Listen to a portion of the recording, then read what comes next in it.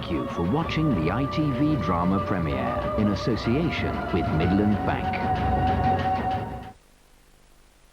Anti-personnel mine, sir. I'm pregnant. I think you'll better get out of here now.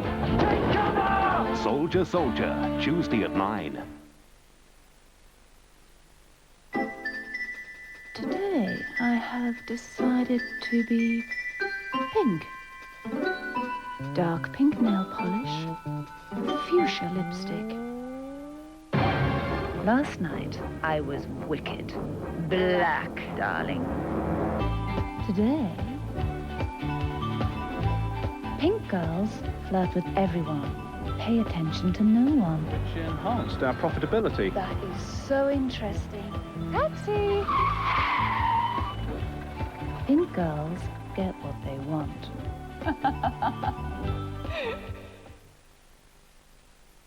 Stay low, Walker. Remember your training. Ooh. Hang on a sec. We're making a delivery. A delivery? I can see the headlines now. Top detective uncovers massive... Muffins? What? And jammy dodgers. Wagon wheels. Fresh donuts. Let me have a look. I'm back in a minute. You know what your problem is, Walker?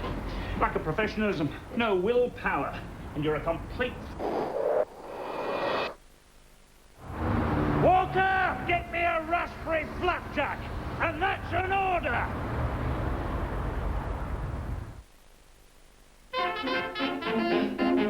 Once upon a time, there was a gingerbread man. Everyone wanted the little biscuit because he was made from Lyle's golden syrup and cane sugar. From Tate and Lyle, the only cane sugar refiners in the kingdom, and makers of the snow whitest icing sugar. From that day on, their gingerbread recipe was found on special packs of Tate and Lyle cane sugar. And everyone lived happily ever after. The end. Smile. It's Tate and Lyle.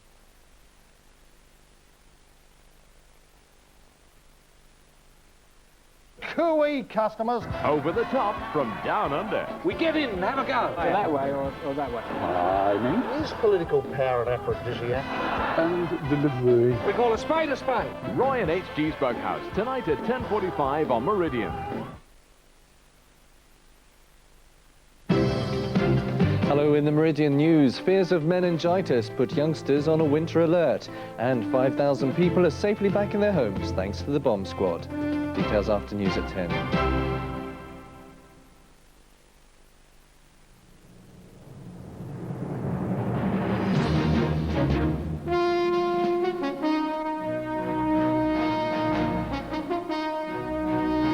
From ITN News at 10 with John Suchet. Louise leaves court to begin life sentence for murder. Matthew's parents' emotional outpouring to the court. Louise's parents tell their story tonight. And Ireland has a new president, for the first time from Northern Ireland. Good evening. The British au pair Louise Woodward started a life sentence for murder in America today, still protesting her innocence. "I never hurt Matty," she said. "I'm not responsible for his death." She'd said the same in tears when the guilty verdict came 12 hours earlier. The judge in Massachusetts offered her one glimmer of hope. He said he would hear a defense submission next week, which could see the charge reduced to involuntary manslaughter. ITN's James Mates reports from Boston. Her first day as a convicted child killer. Louise Woodward was hugged by her lawyer, Barry Sheck. He will have already told her what to expect. Her parents, Gary and Susan, were in their usual seats. They, too, knew there was only one sentence, life with no parole for 15 years. First, under Massachusetts law, the family of baby Matthew Eapen had the right to tell the court about their loss. In accordance with the statute, they have the right to address the court. We dreamed of Maddie's future, and of Maddie and Brennan together, playing ball and roughhousing. Since that day, our lives are completely altered. Our hearts are heavy every day with the most excruciating pain. I get flashbacks of what I envisioned happened to my innocent, defenseless baby Maddie.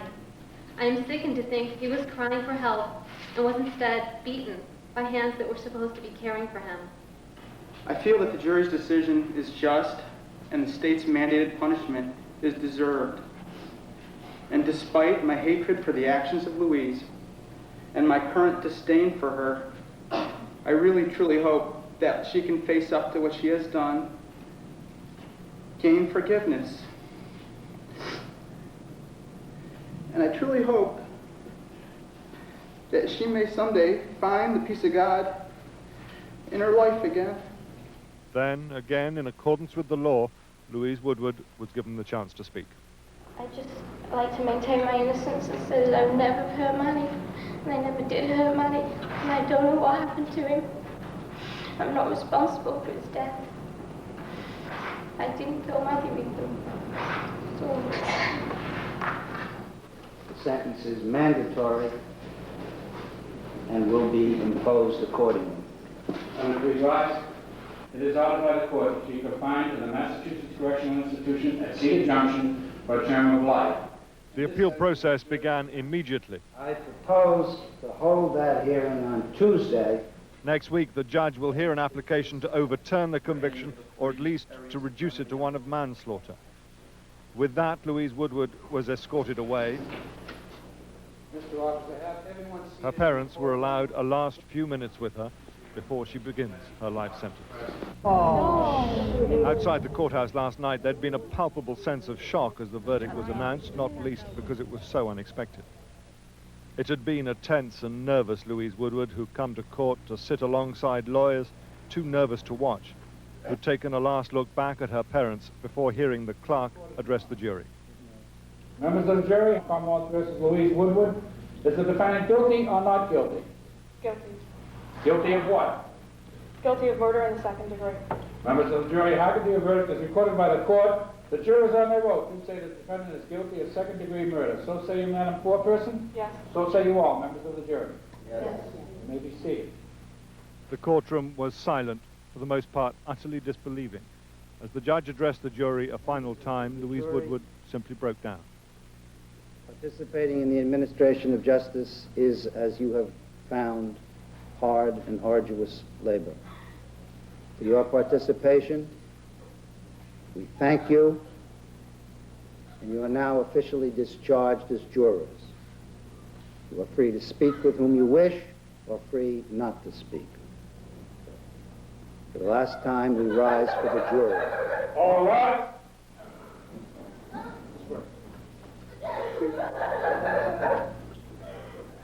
Her parents were too stunned to react, quite unable to take in the thought of their daughter spending a minimum of 15 years in prison.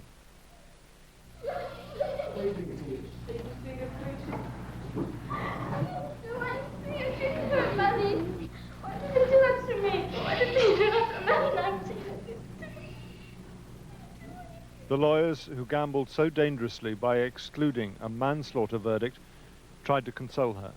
They left the court completely at a loss. Stunned by this verdict. We think it's against the credible weight of the scientific evidence and of the testimony at the trial. Do you see it as a gamble that failed? Yes. What right did you have to gamble with her future, Mr. Good? Louise Woodward made this decision. No one else made the decision. From the prosecutor, little sympathy. What are your feelings now for Louise Woodward? Hope God forgives her for what she did to Matthew Apron. Late last night, the members of the jury were escorted away. All are free to speak. So far, no one has. This evening, the prosecutors said they expected next Tuesday's appeal to change nothing. These type of motions are very rarely granted, and we feel that this woman received a very fair trial. She received very competent, comprehensive representation. The policeman accused by the defense and Louise Woodward of lying answered back. I had no reason to lie at all. She absolutely told me that she dropped that child. The defense team are even now working on next week's appeal. While there is a chance, most observers agree it's a slim one. Louise Woodward is tonight back in Framingham High Security Prison, the first night of a life sentence. If this and future appeals are not successful, This will be her home until she is at least 34 years old. James Mates, News at 10, Boston. And James Mates joins us now from Boston. James, tell us more about what happens next Tuesday. Well, the defence will ask the judge to do one of two things, either to overturn the verdict altogether or to reduce the charge from second-degree murder to manslaughter. He has the powers to do that. I think it most unlikely, and most observers here think it most unlikely he will do so. If he's to overturn the verdict completely, he'll be telling a jury who heard all that evidence and who discussed it for 26, 27 hours that they simply got it wrong. No judge likes to do that. On the manslaughter issue, it was, of course, the defence and Louise herself who demanded that manslaughter not be put to the jury. And what of Louise and her parents tonight? Well, her parents are still in Boston, where they've been staying throughout this trial. They stay at least till Tuesday, maybe a lot longer. Louise is back in Framingham. Ironically, her mother told me before the trial, conditions are rather better for convicted prisoners than for remand prisoners, but that'll be little consolation to her. Thank you, James. Louise's mother said tonight the American jury had made a horrendous mistake. In an interview with Dermot Murnahan for The Big Story on ITV, she promised to go on fighting for her daughter as long as she had breath in her body. Louise's father said he was astounded by the guilty verdict. Helen Wright reports. Every day of the trial, the Woodwards arrived at court to sit behind their daughter and watch her anguish with quiet dignity. Their faith in her never wavered. Tonight they said they couldn't believe a jury was unable to see her innocence too. No feeling at all. We put our faith in the jury, that they would be able to understand the evidence and see Louise's innocence. And we don't understand how, after 2.5 days of obviously going through the evidence very carefully, they've come to this ridiculous decision. It's just unbelievable. I just couldn't believe that those 12 people had made a decision like that. Had they looked at the evidence? Had they thought about it? Obviously not. I feel very, very sorry for the Eapons. They've lost their baby. And I think that that's what the jury made their decision on. The fact that the Eapons have lost their baby. Sue and Gary believe the American justice system has let their daughter down, and they say they won't accept that. I won't stop fighting. While I've got a breath in my body, I won't stop fighting for her. She's innocent. She's an innocent child. And they've made a horrendous mistake. And they need to put it right. And I think there's a lot of people who believe in Louise, and they've all got a voice. And that voice should be heard. Because this can't be allowed to just happen. She can't be buried in an American prison for something she didn't do. It's not fair. If they're just going to let a 19-year-old girl go to prison for something that she hasn't done, a few people need to search their souls and their consciences about this case. The Woodwards plan to stay in the States to try and win Louise's freedom. They say they simply cannot come to terms with the fact they may be parted from her for 15 years. Helen Wright, News at 10. The case excited enormous media interest in America. To start with, American public opinion was overwhelmingly against Louise Woodward. But that began to change after she went into the witness box. This report from Boston is by our foreign news correspondent, Paul Davis. Words heard around the world, the British au pair is guilty of murder. We're live with Team With a fascination reminiscent of the O.J. Simpson hearings, America followed the Louise Woodward trial. We are not guilty. Guilty. At the courthouse, a small army of journalists and technicians transmitted the verdict across the states. When it came, many of these hardened observers were stunned. This is terrible. This is unbelievable. Outside the courthouse, local people openly challenged the jury's verdict. What trial were they watching? They couldn't have been watching this trial. Is this jury unconscious? I don't know where the jury's minds were with this. The target for most of the criticism, the district attorney who decided to press the murder charge. It's certainly a sad moment, and it's a tragedy. It's a tragedy for the Woodward family, but it's even worse for the Eapen family, and I hope that people in England understand that. Even the prosecutor admitted she understood why so many people were supporting Louise Woodward. who really looks like an abuser, and you know, Louise Woodward doesn't present the picture of someone you would think to kill a child, and I think that's why those issues raised. She's a nanny on trial for murdering a baby. The Louise Woodward case touched a nerve, provoking fierce debate on the whole issue of working mothers. The live televising of her trial effectively invited every viewer to join the jury. Among those who watched, Alice Mackenzie, a Scottish nanny who looks after the children of a Boston family. It makes you wonder whether they were listening to the same trial, the same evidence. You know, everybody, you speak to anybody, they say she wasn't guilty, and yet 12 people in the courtroom have got a different opinion. It really makes you wonder. Opinion polls carried out by Boston newspapers and television stations suggest many thousands of unofficial jurors believe Louise Woodward's version of accounts. That, of course, is little consolation for her tonight. Paul Davis, News at 10, Boston. People in Louise's home village of Elton, near Ellesmere Port in Cheshire, have launched a campaign to get her cleared and get her home. They were dismayed by the verdict and mandatory life sentence, and they're gathering support from far and wide. Howell Jones reports from there. In the village pub tonight, Louise Woodward supporters are exhausted but heartened by the money coming into their campaign. Total complete strangers are walking in and just handing us envelopes with money in. We were just so convinced that she was innocent that... Phone calls too from all over the world, including the United States. Last night, the people of Elton packed this pub into the early hours to hear the verdict.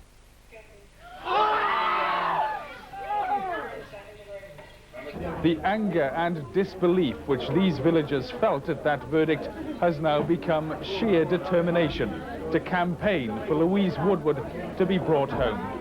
It was clear Louise's friends neither accepted the verdict nor were prepared to give up. Give it up? You must be joking. You've seen nothing yet. You thought we were united before, you've seen nothing yet. But no doubts about Louise's innocence. None whatsoever. None.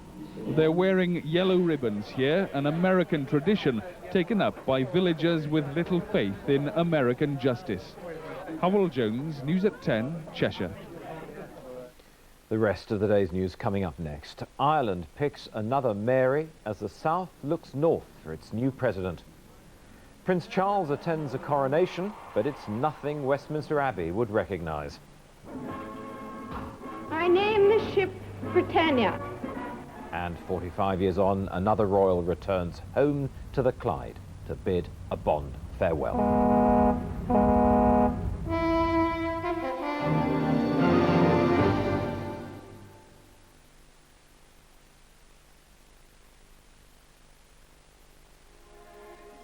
I can't pop round at the moment. No, I'm not in Manchester, you see. If you can't find the stopcock, just call the plumber down the road. You know that holiday we were going on? Well, I'm on it. See ya. I'm doing it. I'm working on it right now. I haven't stopped. You know what I like about you, Shirley? You've got an over-fertile imagination. No, it's awful. If I'd known it was like this, Jeffrey, I wouldn't have brought my high heels. You didn't come here to sleep, you know. No, I got much better things to do in that time. It's a fabulous town. The only thing is, when I take my sunglasses off, I look like a panda. I love you. Take it to the garage. I think it needs a new exhaust. For the mobile phone network with the best international coverage, the word is Vodafone.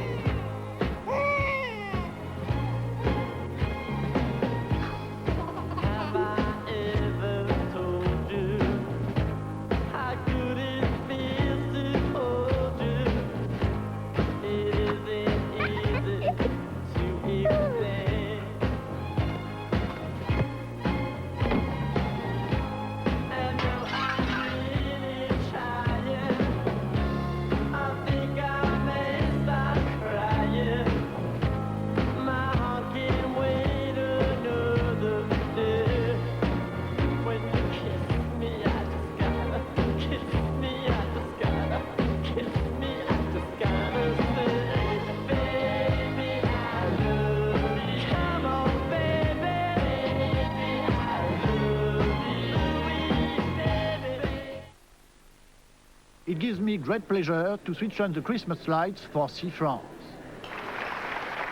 There is no better way to do your Christmas shopping. Swallowing tablets isn't easy for some, so now Nurofen is also available in new, easy-to-swallow caplets. Nurofen breaks through pain. Another thing, because Summerfield isn't the size of a small country, you can nip in, get all your bits, and nip out. This week at Summerfield, fresh pork chops are half price. After all, far better things to do than spend all day shopping for food. Oh. The best things in life are free. A cloudless sky. A wooded glade. A perfect blossom. And Saturday magazine, free every week with the Express.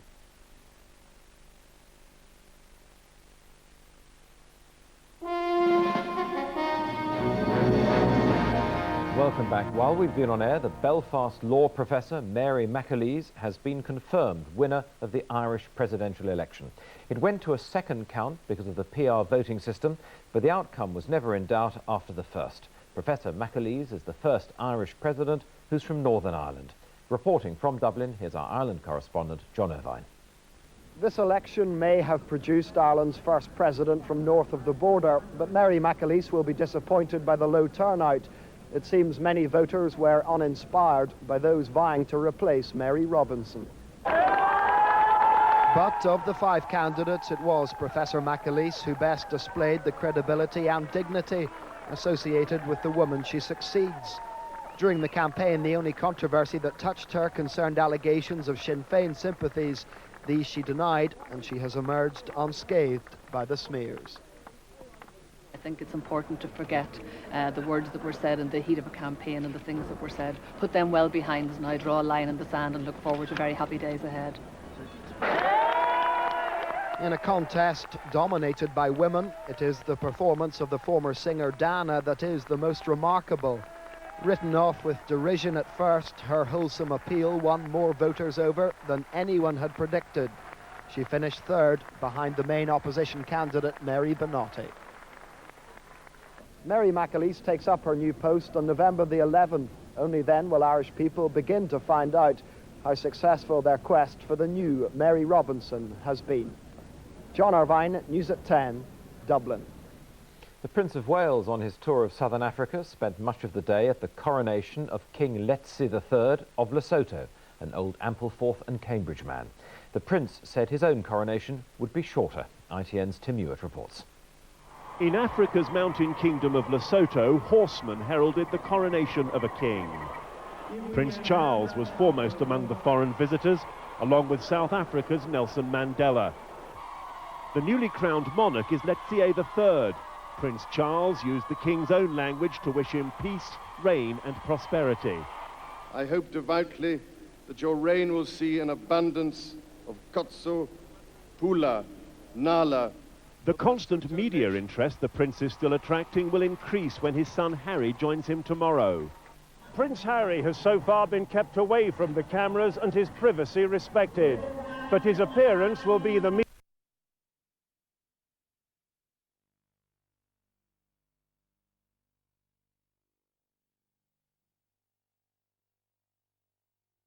as he goes through there to win the heat, but Protasevich is in second place, and 2 points here have been a mathematical countdown as to whether Chris Louis or Peter Protasevich makes the A final.